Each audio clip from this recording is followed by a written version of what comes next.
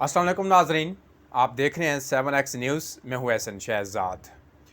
नाजरीन, जैसा कि आप लोगों को पता है, जनरल इलेक्शन हुआ और जनरल इलेक्शन में आवाम को किस तरह बेवकूफ़ बनाया गया। ज़िमनी इलेक्शन हुआ, ज़िमनी इलेक्शन में किस तरह आवाम को बेवकूफ़ बनाया गया। आवाम ने वोट किसको दिया और जीत कौन गया, दो नंबरी की गई।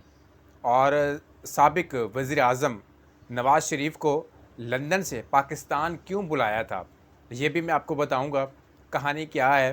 अब नून लीग की जो हुकूमत है वो बहुत कम रह गई है और ख़त्म होने वाली है। मुद्दत उसकी बहुत कम रह चुकी है और ख़त्म होने वाली है। और बड़े घर से पैगाम भी आ गया है कि अब ऐसा नहीं चलेगा। अगर आप इस हुकूमत को नहीं चला पा रहे तो आप आराम से बैठें और इलेक्शन करवाएं।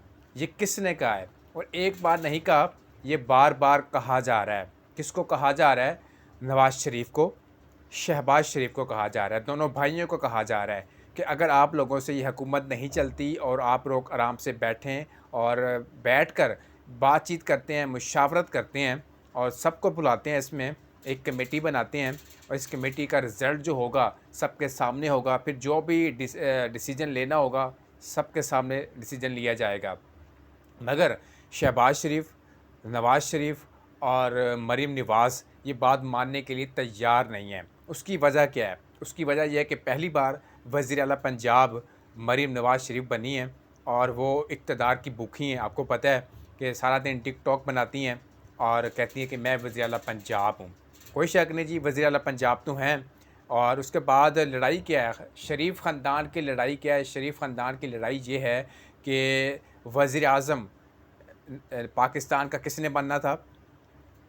नवाज़ शरीफ ने। अब शहबाज शरीफ वज़ीर आज़म बन गए और वज़ीर आला पंजाब किसने बनना था? हमज़ा शहबाज ने बनना था।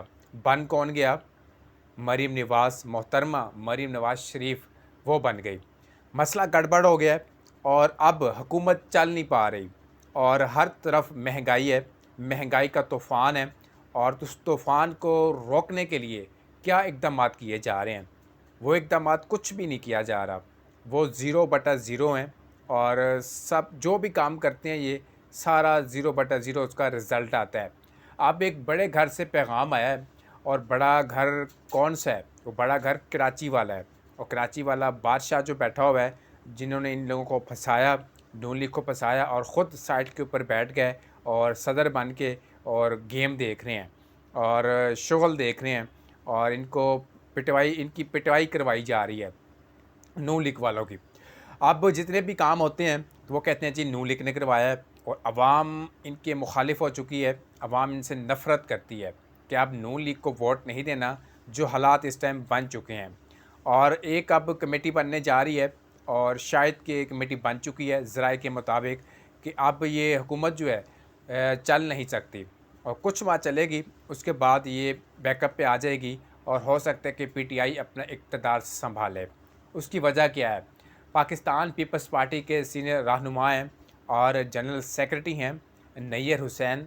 उन्होंने कहा कि जी सदर आसिफ अली ज़रदारी ने काफ़ी मरतबा शहबाज शरीफ को और नवाज़ शरीफ साहब को कहा कि आप अगर गवर्नमेंट नहीं चला पा रहे तो आप हमारे पास आएँ, हम साथ बैठकर एक मुशावरत करते हैं। इस मुशावरत के ऊपर जो भी डिसीजन लिया जाएगा वो आप से पूछा जाएगा, सब लोगों से पूछा जाएगा, उसके बाद डिसीजन लिया जाएगा। जो भी डिसीजन लिया जाएगा वो अच्छा डिसीजन लिया जाएगा। उसकी वजह क्या है? उसकी वजह उन्होंने ये बताई कि जी इनसे अब गवर्नमेंट चल नहीं पा रही और जो महंगाई है वो आसमान को छू रही है।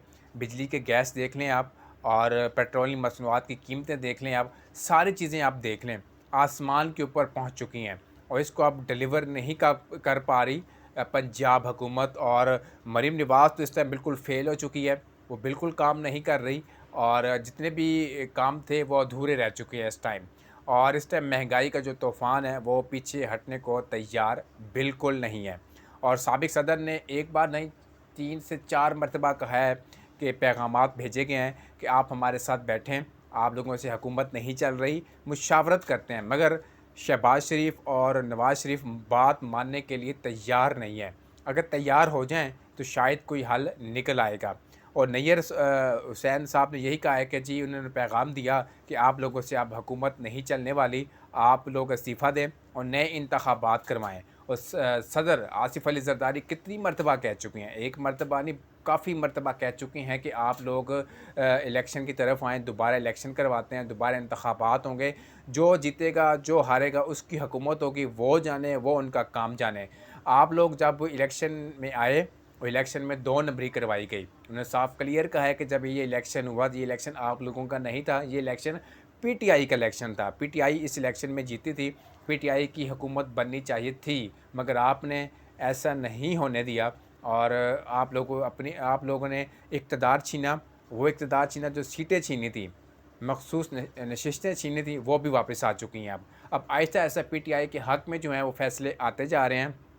तो इससे अच्छा यही है कि आप लोग हार जाएँ, इससे अच्छा यही है कि आप लोग इंतखाबात की तरफ आएँ। फिर दोबारा इंतखाबात होंगे और करोड़ों अरबों रुपए लगेगा इसके ऊपर, वो किसका लगेगा? वो हमारा लगेगा, आप लोगों को पैसे हैं वो लगेंगे।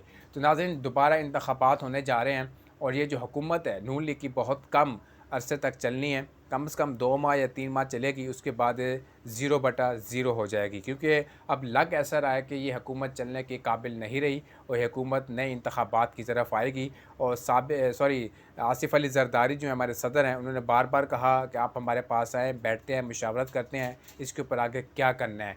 तो नाज़रीन देखना अब ये है कि सदर आसिफ़ अली ज़रदारी की बात मानी जाती है, नहीं मानी जाती। नाज़रीन ये तो वक्त ही बताएगा। तो नए इंतखाबात अगर होते हैं तो ये बहुत बड़ा नुकसान होगा मुल्क के लिए। उसकी वजह क्या है कि क्योंकि पहले भी हम आईएमएफ के कर्ज़े के नीचे आ चुके हैं और आईएमएफ ने पाकिस्तान को ख़रीद लिया है। अगर दोबारा हम इंतखाबात की तरफ जाएँगे, ज़ाहिर-सी बात है पैसों की ज़रूरत पड़ती है, पैसों के अलावा तो कुछ नहीं होता। तो दोबारा फिर आईएमएफ की तरफ जाएँगे, फिर अरबों खरबों रुपए लिया जाएगा, फिर पाकिस्तान कर्ज़े के नीचे आ जाएगा और कर्ज़े के नीचे आ जाएगा।